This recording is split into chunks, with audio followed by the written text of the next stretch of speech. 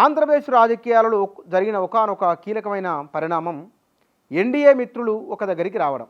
పాత మిత్రులు మాజీ ముఖ్యమంత్రి చంద్రబాబు నాయుడు అమిత్ షాతోని మిగతా నాయకులతో భేటీ కావడం.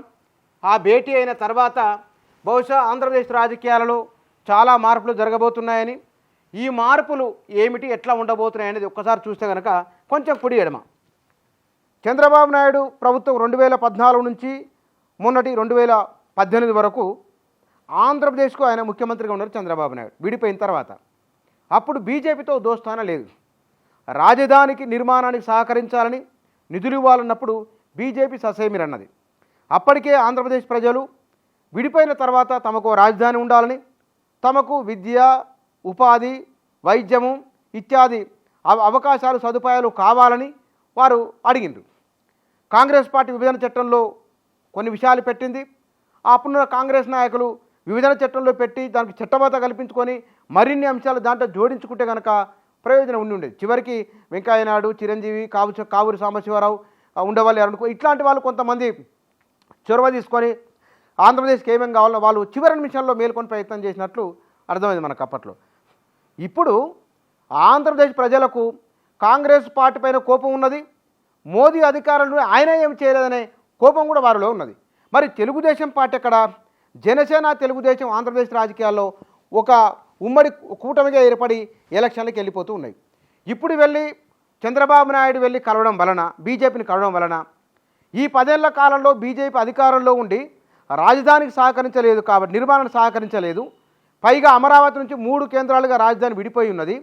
ఈ రకరకాల చర్చలు ఉన్న ఈ సందర్భంలో బహుశా తెలుగుదేశానికి ప్రయోజనానికంటే ఇబ్బంది ఎక్కువనా అనే ఒక చర్చ కూడా ఆంధ్రప్రదేశ్లో జరుగుతున్నది. ఎందుకు? కాంగ్రెసు ప్రభుత్వం లేదు, కేంద్రంలో ఉన్నది బీజేపీ.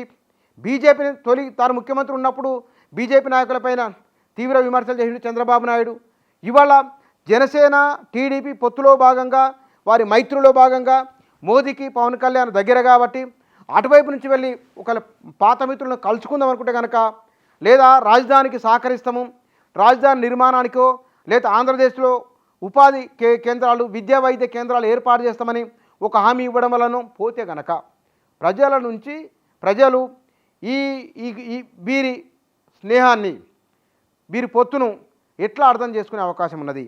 అది అనుకూలిస్తుందా?